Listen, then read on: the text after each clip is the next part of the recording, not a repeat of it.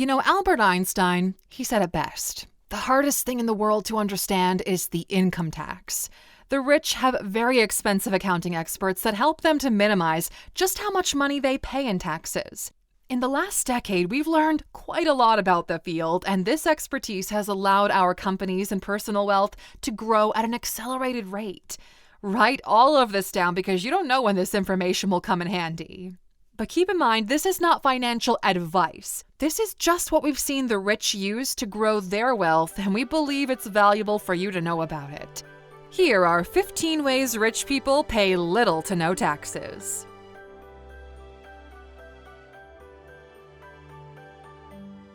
So starting off at number 1, they invest all of it. The rich don't sit on cash unless they need it for something specific. Here's the golden rule when it comes to paying taxes. Reinvested profit is not taxed. If your company was about to make $5 million in profit, and before the end of the fiscal year you choose to invest that $5 million back into the business in order to grow it even more, well, you don't have to pay taxes on those $5 million. That's how companies grow quickly. As the owner of the business, your net worth goes through the roof with little to no tax being paid. Number 2, everything you use is owned by a business. The second golden rule of tax optimization is deduct everything. Here's the thing, okay? If a business needs anything to function, the money you spend isn't taxable. You want to buy yourself a new car? Well, the company needs the car as well, so allow the company to buy it on the company's dime, and you get to use it since you need it to run the business. Now, here are some of the things that rich people deduct. Any type of technology, hardware, software, etc. Laptops, phones, gadgets, they're all needed for the business. Travel, hotels and flights are needed for business trips. Home office and utilities like the internet. Health insurance premiums, and even going out to eat can be a deductible expense. The more things you can deduct, the less money there is to be taxed. Number 3, move somewhere with little to no tax. People often underestimate just how big of an impact it'll have if you move to somewhere where you're allowed to keep all of your money.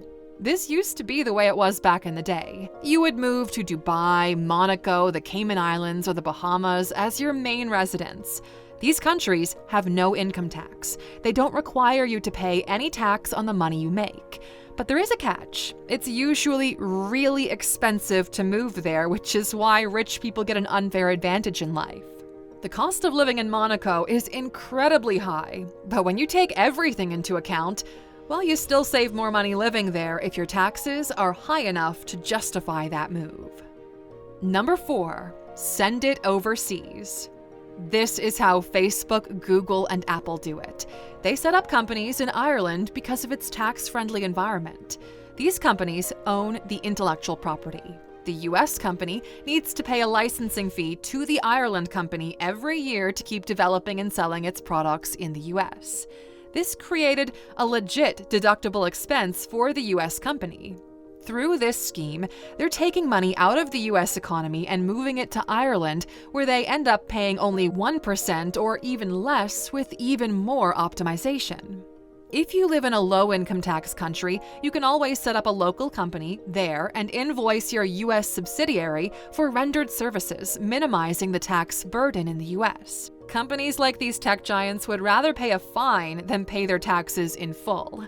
The more you think about it, the more you realize a fine is a tax for doing something wrong. A tax is a fine for doing something right.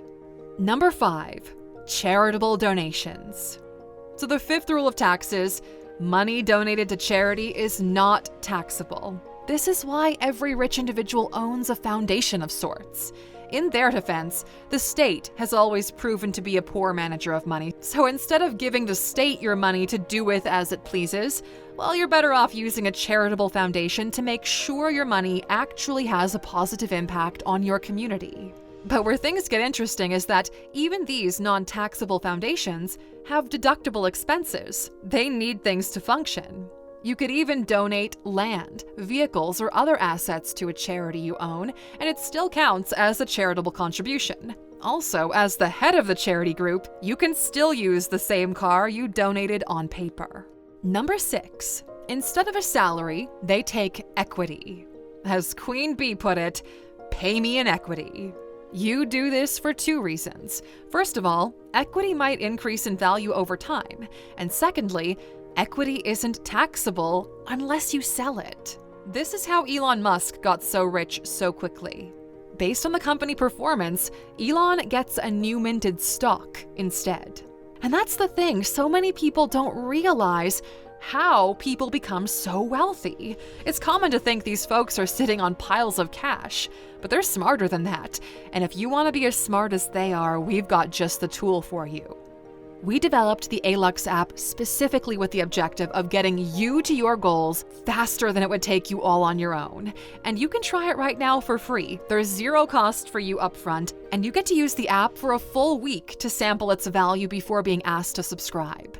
And trust me, okay, there's tons of value in there. When you sign up, you fill in a survey that will pinpoint where you are in your journey, and our algorithm will build a unique learning path customized just for you. One app course you're really going to want to have is our Money 201 Accelerated Wealth Building Collection that builds on the basic fundamentals to show you step by step how to really reach the level of wealth you're after.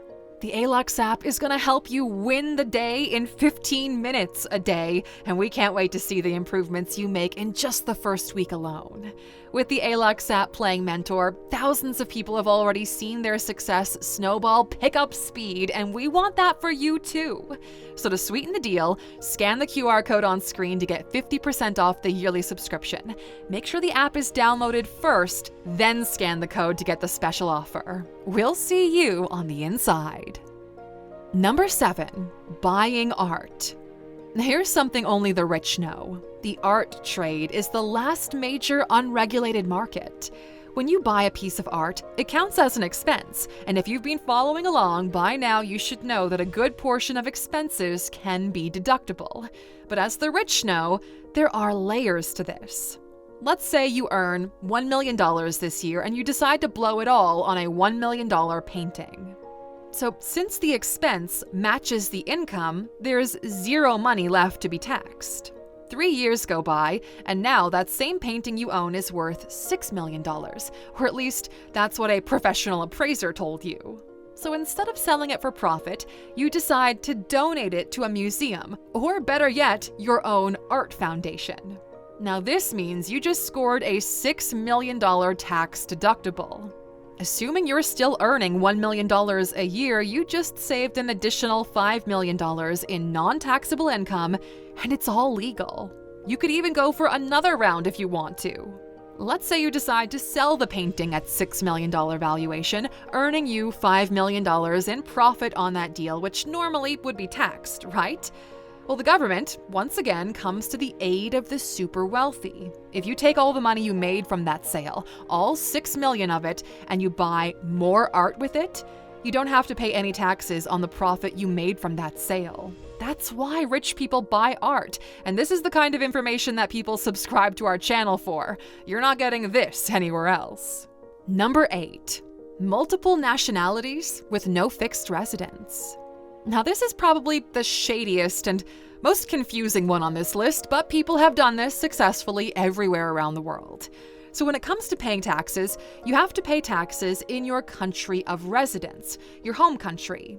But what happens when you no longer have a home country? Because there are plenty of super wealthy individuals that choose not to have a home country despite owning properties all over the world. When institutions ask for a proof of address, they provide one from a property they own in Thailand or Bhutan, and that's a different language and overlooked by a government that has no intention of providing any additional information. Then there are folks that buy a massive yacht and use that as their primary home. One day you're parked off the coast of Monaco, the next you're in international waters. Now, although we recommend having more than one nationality so you can reap the benefits of multiple passports, we don't really think that going fully off the grid is a great long-term solution. Number 9, gift money away. Did you know you can gift things to people and that gift is non-taxable? Crazy, right? There's a $15,000 cap on that gift, though. So if the gift is worth less than $15K, you don't have to tell the IRS about it because it counts as a non-taxable event. Now you might be thinking, okay, cool, but this is a video about really rich people and how they optimize to get the most out of it. $15K barely gets you into the Rolex game gift-wise. Well, $15,000 might not sound like a lot, but there's more room to maneuver here. As of 2021, the lifetime gift exemption is capped at $11.7 million in the US, as long as each gift is less than $15K. $11.7 million in tax-free wealth, well, that translates to a hell of a lot of Rolex watches. Number 10. Hold it in privacy coins. Now, crypto is changing the game in terms of wealth transfers and wealth security. The fact you can put $1 billion on a stick, put it in your pocket, and fly to Singapore with it is mind-blowing. With the likes of Bitcoin and Ethereum, which are heavily regulated, measures are in place to provide transparency, link wallets to individuals, and make sure everyone is paying their fair share. By the way, profits from the sale of crypto are only taxed at 10% in most countries, still giving a better return than some other assets if you take into account the industry price appreciation. So if all of this sounds really exciting to you, go to Alux.com/Bitcoin and look over our Bitcoin Essentials course. It's meant to help you get started with crypto as quickly as possible, and if you use the promo code ALUXER, you can get 25% off at checkout. Bitcoin is completely legal and it is here to stay, but there's more to it. The rise of blockchain has given way to a new breed of technological currencies called privacy coins. So these can be exchanged, stored, and transferred completely anonymously. Privacy coins are not illegal, but their legality does remain subject to each jurisdiction. The belief here is that once you make your money legally, you should be allowed to transact it without other parties overlooking your transactions. Number 11. You've got no money, but you've got assets you can borrow against. So here's why most rich people are super wealthy, but cash poor. In order to take cash out of your businesses, you need to pay taxes on that money, so rich people choose to never take that money out. They just leave it as stocks or assets. But there are situations when you need some kind of cash. That's where the relationship with your bank comes into play. Rich people walk into banks and say, "Look at how much stuff I own, the cars, the assets, the stocks. I'm good for the money if it comes to it, so give me a loan." And banks look at that portfolio and they give wealthy individuals access to quick cash anytime they want. Now, since this is technically a loan they're taking out, this isn't their money, so they're not required to pay any tax. They just have to give it back. If all of it happens through a company and not from an individual perspective, well, this mutually beneficial relationship can go on for lifetimes. Number 12. Filing for bankruptcy. Now, filing for bankruptcy is expensive, tiresome, and complicated unless you're super rich and you know how to get over it. So here's how the process works. Let's say you're a pretty decent lawyer making $250,000 a year. You own a $1 million home and you manage to save an additional $1 million. So you're looking to go into business and you decide to buy a $10 million office building because it'll make you a lot of money. You go to a bank, you put your $1 million down, you get a $9 million loan, and you buy the office building. 1 year later, a pandemic hits and all of your tenants leave. You still owe that bank $9 million. So to make matters worse, the building you bought is now worth only $5 million because nobody wants to buy an office building right now. But since the office building is owned through a company, our lawyer can now file for bankruptcy. Although they will take the office building away from him and they'll have a really hard time ever working with that bank ever again, bankruptcy laws prevent the bank from taking away the house or siphoning off his wages. This is the difference between being poor and being broke. Rich people can be broke, meaning that on paper, their net worth might be zero or even in the negatives, but they'll never be poor. Also, if you don't need the bank, pay it all out in cash. The financial loss would still count as a tax deductible, meaning that for the many years to come, you won't need to pay taxes on your income until you catch up to the amount of money you lost. Number 13. Claim your yacht as your second home. So here's an interesting observation when it comes to taxes. Governments love homeowners and despise the super wealthy who like to splurge. They really want to tax these show-offs. Hashtag tax the rich is still trending all around the internet right now. So what do rich people do to combat this? Well, they claim their yachts as secondary homes to get better taxation rates. At the end of the day, it is true, they're using it as a holiday home when they're traveling to Mykonos during the summer. As long as the boat has sleeping, cooking, and toilet facilities, well, the IRS treats that boat as a second home. And motorhomes can be used the very same way, but how many super rich people do you know buying motorhomes these days? Number 14. Using a trust to avoid paying estate tax. So among the rich, there's a funny saying that goes like this. A person doesn't know how much they have to be thankful for until they have to pay taxes on it. So unless you're rich, you might not be aware of this. If you're rich and you die, the state taxes up to 45% of the wealth you want to pass down to your children. This is called an estate tax. By the way, here's some important information.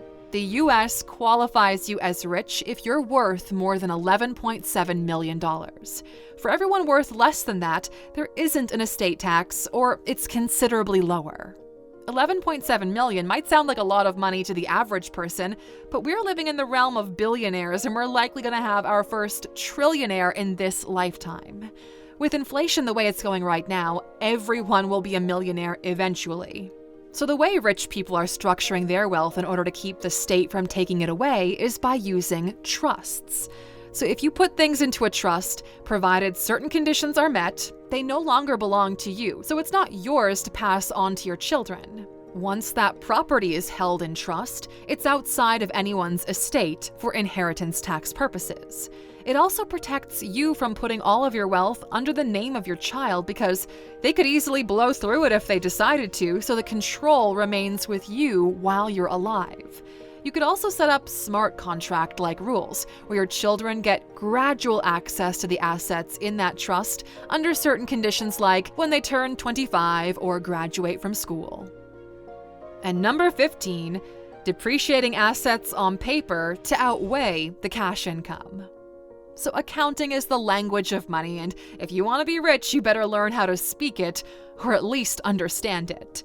In simple terms, depreciation is a deduction that enables a business to write off the cost of the investment it buys, be it a car, a machine, so on. It's spread out for the life of the investment. The reason behind spreading deductions for the cost of property is to enable businesses to be in a position to replace the property at the end of its life. Now, let's say you buy a factory for $10 million and you intend to use it to make those ugly-looking face shields for the next 10 years. From an accounting perspective, every year the value of the factory will be depreciating by $1 million. If you make less than $1 million a year from selling your face shields, well, there's no profit left to tax. Equipment, vehicles, and even offices can be depreciated from an accounting perspective, allowing you to keep paying less and less tax. If people only knew how to optimize their money, their businesses would grow at much faster rates, allowing them to hire more people and create better products. You are under no obligation to pay more taxes than what's legally required. Taxation was meant to help the poor, but since everything is privatized and optimized for profit, it doesn't work the way it was intended to.